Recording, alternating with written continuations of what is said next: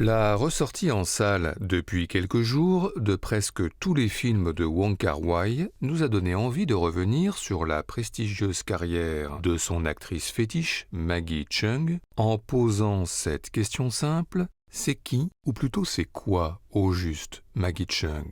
Voici notre réponse subjective en 10 petites madeleines.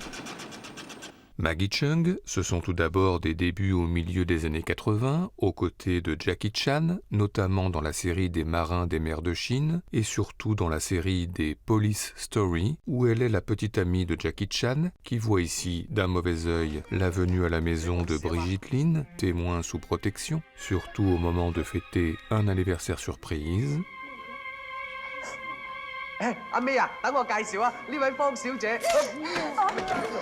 Et puis vient l'année 1988 et la rencontre décisive avec Wong Kar-wai pour son premier film As Tears Go By. Soit Andy Lau, petit truand qui écume les bars de Hong Kong dans une ambiance très John Woo, lequel vient de triompher avec le syndicat du crime, mais aussi dans une ambiance très Mean Streets de Martin Scorsese, et cela se voit notamment dans cette scène survoltée au billard.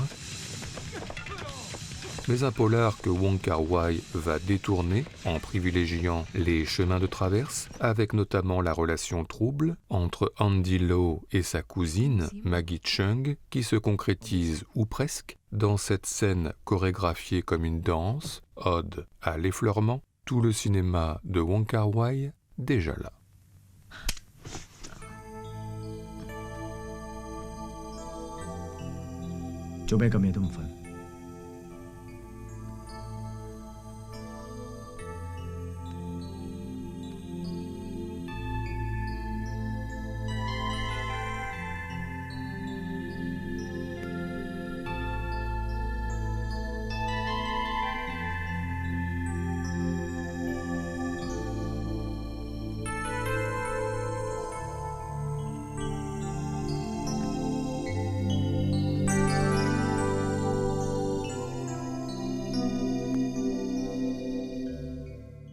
Maggie Cheung, c'est ensuite à la fin des années 80, la rencontre avec Stanley Kwan pour Full Moon in New York et la rencontre avec Anne Hui pour Le Chant de l'Exil, et puis en 1990, les retrouvailles avec Wong Kar-wai pour Nos années sauvages, avec une esthétique qui s'affirme encore un peu plus, notamment dans cette scène d'ouverture, belle comme une fulgurance, sous l'égide d'une horloge qui dit un temps éthéré, un duo très charismatique, Leslie Cheung, Maggie Cheung, avec encore une scène de chassé-croisé chorégraphiée comme une danse, l'idée qu'une modernité cinématographique est sous nos yeux en marche.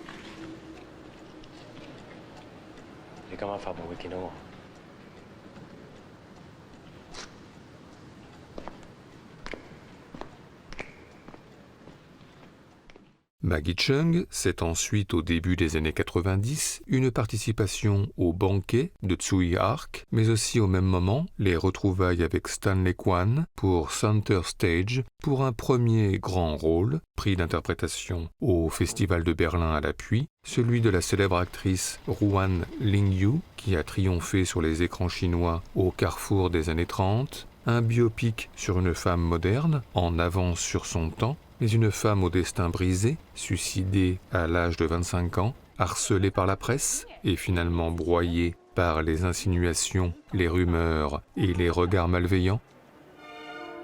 une actrice et une femme entières à qui l'on a tout pris et qui donnaient tout avant, pendant et après les tournages.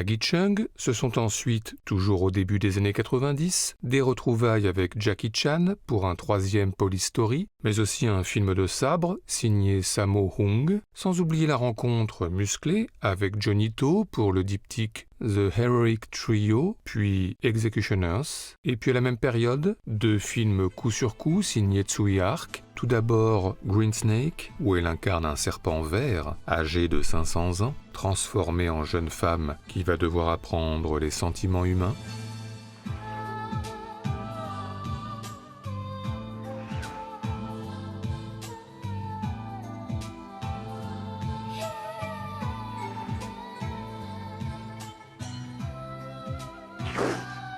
Et enfin la même année, le film de sabre L'Auberge du Dragon, avec notamment ici une extraordinaire course-poursuite lancée à 100 à l'heure entre Maggie Cheung, Brigitte Lin et Tony Leung Ka-fei face aux villes Donnie Yen, le tout dans le bruit et la fureur d'une tempête de sable, mais décidément, qu'est-ce que c'est bien Tsui Hark.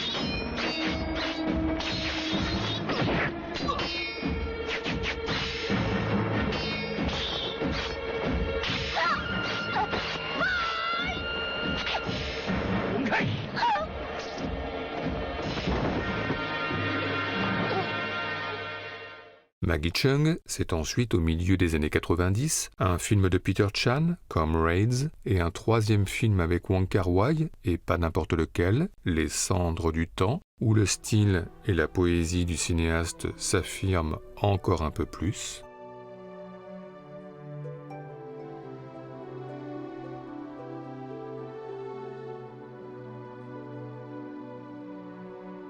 Et enfin en 1996, un détour vers la France pour Irma Vep d'Olivier Assayas, tourné en anglais, où elle incarne rien d'autre qu'elle-même, Maggie Cheung, star de Hong Kong, venue en France pour tourner un remake des Vampires de Feuillade, réalisé par un Jean-Pierre Léaud, comme à son habitude, très secret. And Musidora, she has this very expressionist play. She plays completely modern, completely simple. Une Maggie Cheung en latex et masque, toujours aussi moderne, même en noir et blanc et en muet, mais aussi et surtout même en musique, de retour chez elle sur la chanson de Sonic Youth, Tonic Song for Karen, avec une caméra visiblement affolée, et on la comprend, la rencontre Maggie Cheung-Sonic Youth, nous l'avons rêvé, Olivier Assayas l'a filmé.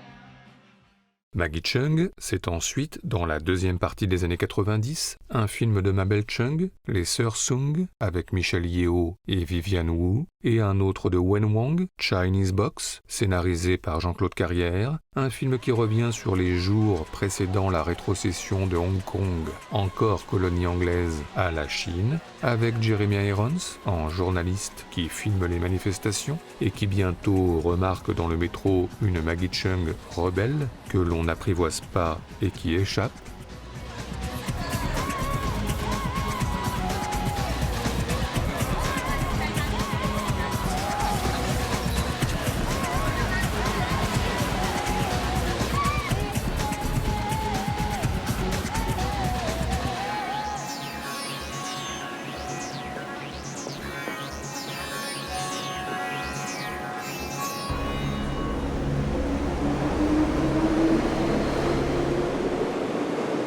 Enfin au même moment, un nouveau film français, cette fois signé Anne Fontaine, Augustin, roi du kung-fu.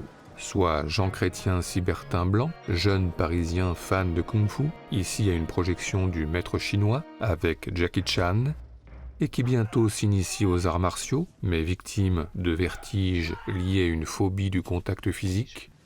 Excusez-moi, mais je me sens pas très bien. Alors se soigner en allant voir le docteur Ling, c'est-à-dire Maggie Cheung, qui s'exprime pour la première fois en français. Là, c'est très pointu. Détendez-vous. Fermez les yeux. Les deux? Oui, bien sûr. Avant les premiers rapprochements, la phobie des contacts physiques visiblement guérie, en tous les cas, a priori.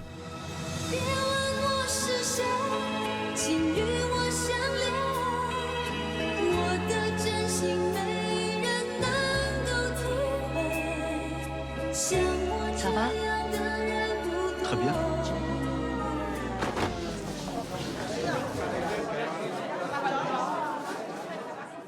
Maggie Cheung, c'est ensuite, à l'aube du troisième millénaire, le grand film, présentation à Cannes et triomphe public à l'appui, In the Mood for Love, de Wong Kar-wai encore lui, tout à fait officieusement l'un des plus beaux films du monde, avec Christopher Doyle à la photographie, William Wong à la direction artistique et Shigeru Umebayashi à la musique, pour un film somme où chaque plan est un tableau, avec un temps qui une nouvelle fois semble s'écouler de façon parallèle dans une ambiance ouatée entre rêve et réalité, avec deux solitudes forcées, Maggie Cheung d'un côté et Tony Leung de l'autre, si loin, si proches, et deux solitudes qui vont finalement se fréquenter au restaurant, puis s'effleurer, ou Wong Kar-wai oblige, à l'arrière des taxis.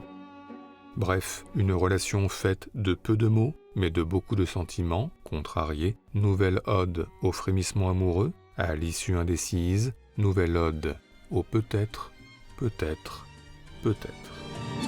Siempre que te pregunto que cuando, cómo y dónde, tú siempre me respondes, quizás, quizás, quizás. Y así pasan los días y yo desesperado y tú contestando, quizás, quizás, quizás. Maggie Cheung, c'est ensuite, au début des années 2000, une participation au premier album de Jeanne Balibar pour la chanson « Hélas », composée par Pierre Alféry et Rodolphe Burger, et puis au même moment, un nouveau triomphe public, « Hero », signé Zhang Yimou, soit, il y a 2000 ans, dans une Chine encore divisée en de nombreuses régions, plusieurs chassés-croisés de personnages dans un festival chromatique fait de scènes bleues, de scènes vertes, ou de scènes rouges et jaunes orangées, pour une mémorable confrontation entre Maggie Cheung et Zhang Ziyi, entre attaque et esquisse, entre terre et ciel. 我不跟你动手，走。我要杀了你，为主人报仇！呀！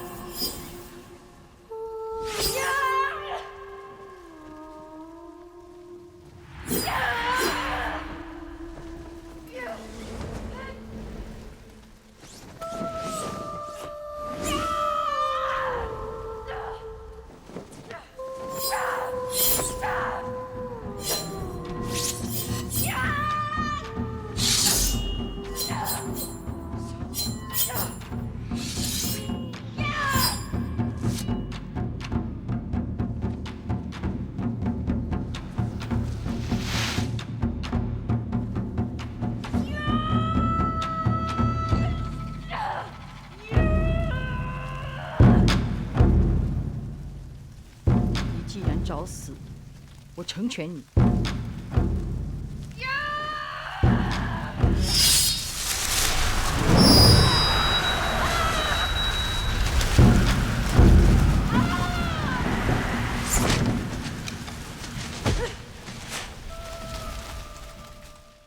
Maggie Cheung, c'est ensuite en 2004 un ultime grand rôle dans Clean, devant la caméra une nouvelle fois d'Olivier Assayas, prix d'interprétation au Festival de Cannes à l'appui.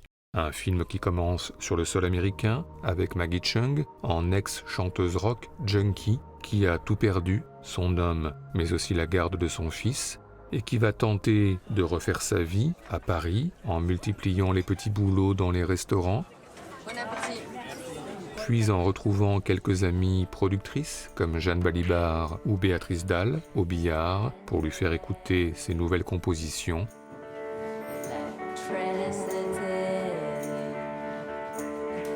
Avant les retrouvailles tant attendues avec son fils, élevé en parallèle par son beau-père Nick Nolte, pour une scène cette fois sans musique et sans parole.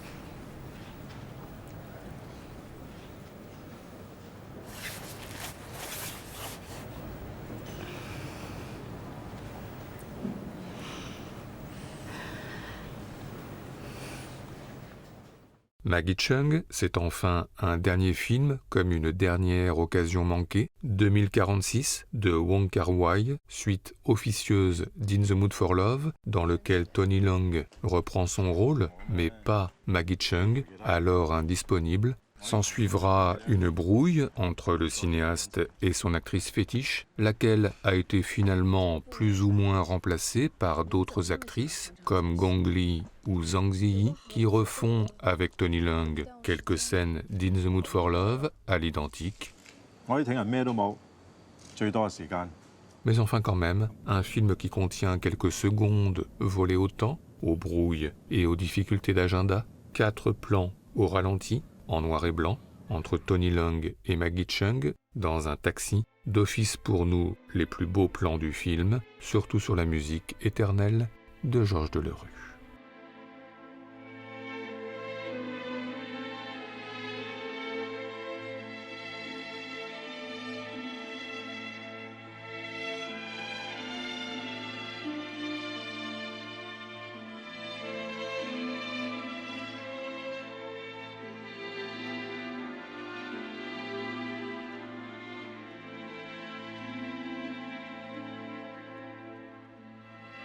Voilà, Maggie Cheung, c'était tout cela, car depuis, rien d'autre. En effet, l'actrice a déserté les plateaux, quittant le monde du cinéma sans jamais vraiment l'avoir officialisé. Quelques projets de musique, mais qui n'ont pas donné lieu à des albums. Quelques projets de peinture, mais qui n'ont pas donné lieu à des expositions. Le résultat est là. Depuis plus de 20 ans, Maggie Cheung a disparu. Un cas très rare dans le cinéma contemporain, la star nous laissant depuis tout ce temps, tout penaud, avec nos questions sans réponse, en espérant tout de même secrètement et timidement, après tout pourquoi pas, le retour un jour de Maggie Cheung, peut-être, peut-être, peut-être.